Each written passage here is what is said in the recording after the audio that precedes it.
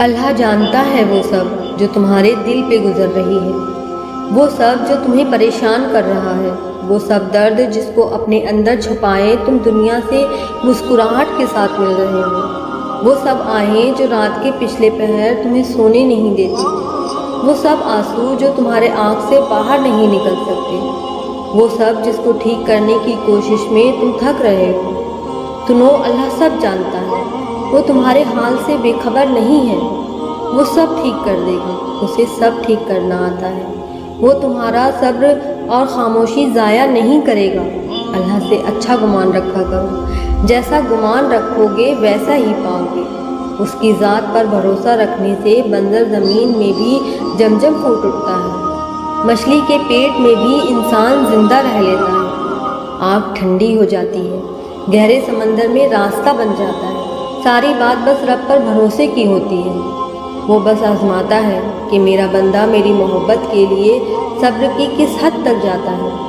آزمائش تو تب شروع ہوتی ہے جب کوئی چیز جان سے زیادہ پیاری ہو جاتی ہے، جب اس چیز سے خود سے بھی زیادہ محبت ہو جاتی ہے، پھر اللہ اس محبت کا امتحان لیتا ہے۔ آخر اس چیز کے لیے کتنا صبر کر پاتے ہو، جنون کی کس حد تک جاتے ہو، اور سب سے بڑھ کر کہ اللہ کی رضا پر راضی ہو پاتے ہو یا نہیں۔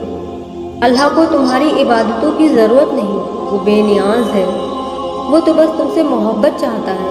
یہ آزمائش تو وقتی ہوتی ہے، پھر وہ ہر چیز دگنی کر کے واپس کر دیتا ہے، مگر تم یہ بات سمجھنے میں بہت دیر لگا دیتے ہو، تبھی تو تم اکثر بے سکون ہو جاتے ہو۔ تمہارا صبر ہی تمہیں رب سے ملواتا ہے، اس کے کن سے فیکن تک کی ہر ادھوری کہانی مکمل ہو جاتی ہے۔ تو یہ کبھی مت سوچنا کہ تمہارا رب تمہیں خالی ہاتھ واپس لوٹا دے گا۔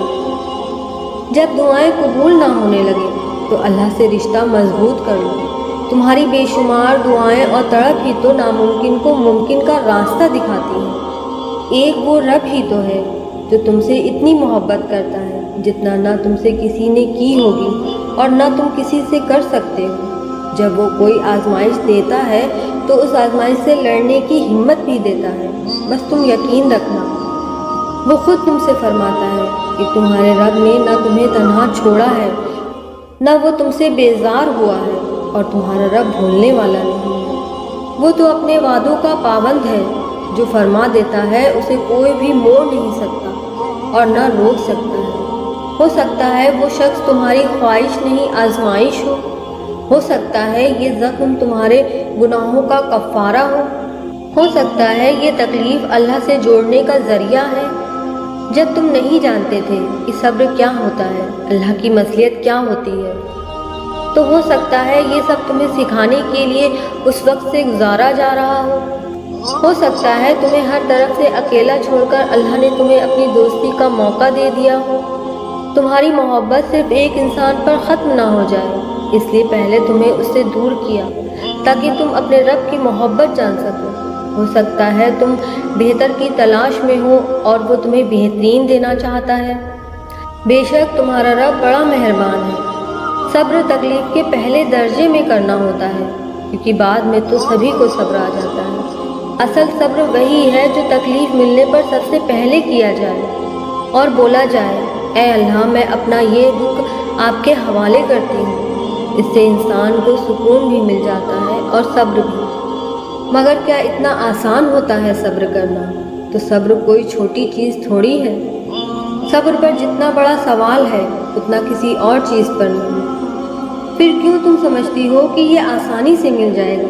کبھی کبھی سجدے میں اپنے اللہ کو پکارتی ہوں تو اس قدر وہ قریب سے جواب دیتا ہے کہ مجھے اپنی آواز پہ شرمندگی ہونے لگتی ہے۔ تب محسوس ہوتا ہے کہ وہی تو ہے جو دلوں کی پکار سنتا ہے۔ دیکھو، انتظار کرو ہر اس چیز کے لیے جو اللہ تمہیں دینا چاہتا ہے۔ کیا پتہ جو تم مانگ رہے ہو وہ تمہارے لیے بہتر نہ ہو۔ صبر کرو اپنی کہانی کے لیے، کیا پتہ تمہاری کہانی کے باقی حصے بہترین ہوں۔ ہو سکتا ہے تمہاری کہانی دوسروں سے الگ ہو، بالکل الگ۔ دیکھو، یقین رکھو خدا کے کن کہنے تک، کیا پتہ جو تم مانگ رہے ہو وہ تمہیں مل جائے۔ اس لیے صبر کرو اس چیز کو تمہارے حق میں بہتر ہونے اور تمہارا بھی اس چیز کے لیے بہتر ہونے تک۔ دیکھو، یقین رکھو اپنے اللہ کے رحمان ہونے پر۔